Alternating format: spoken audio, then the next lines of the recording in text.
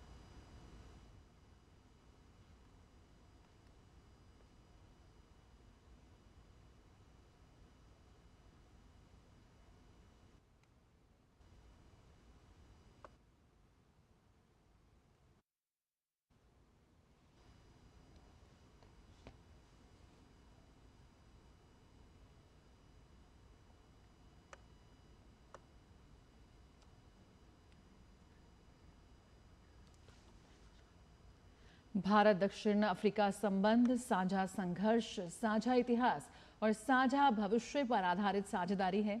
PM Modi और राष्ट्रपति Ramaphosa की ये बैठक यकीनन ग्लोबल साउथ के नेतृत्व को और मजबूत करने का एक महत्वपूर्ण अवसर है। और दोनों के बीच जिस तरह की सहजता, जिस तरह की केमिस्ट्री साफ तौर पर नजर आती है, यकीनन भारत और साउथ अफ्रीका मिलकर ग्लोबल साउथ कंसेंसस की दिशा में एक नई रणनीति तैयार करते हुए यहाँ पर साफ तौर पर नजर आ रहे हैं।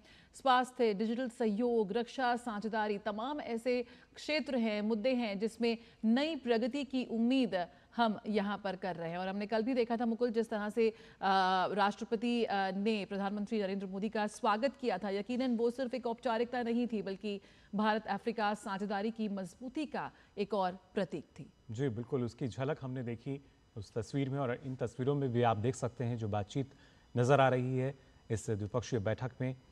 और क्या दोनों देशों के बीच ना सिर्फ जो संबंध हैं उससे इतर भी अगर देखा जाए जो घनिष्ठ संबंध दोनों नेताओं के बीच नज़र आते हैं। और ये क्योंकि इसलिए कैसे जब हम वैश्विक भागीदारी की बात करते हैं तो भारत जो कि कहीं ना कहीं इस बात का पक्षधर रहा है कि हर किसी को लेकर आगे बढ़ना होगा।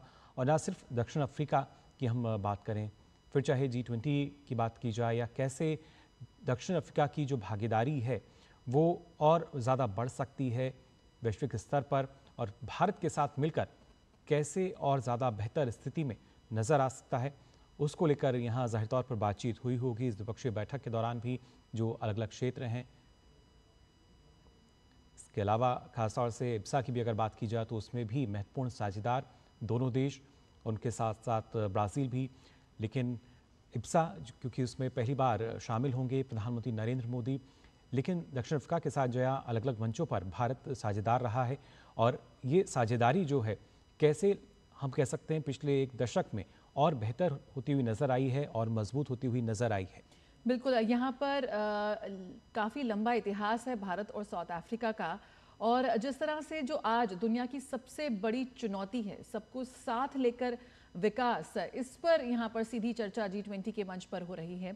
और भारत लगातार कहता रहा है कि वैश्विक विकास मॉडल में अब ग्लोबल साउथ की आवाज़ को केंद्र में रखना होगा। और आज वही स्वर मंच पर G20 के मंच पर गूंज रहा है। इंक्लूसिव और सस्टेनेबल ग्रोथ, यही वो एजेंडा है जिस पर दुनिया की नज़र है। और जो वर्षों से भारत जिस बात को लगातार वैश्विक मंचों पर उठाता रहा है, आज उस पर मोहर लगती नजर आ रही है। कैसे ग्लोबल साउथ के देश आज अपनी चुनौतियों को वैश्विक मंच पर रख रहे हैं, ये बड़ा उदाहरण पेश करती है G20।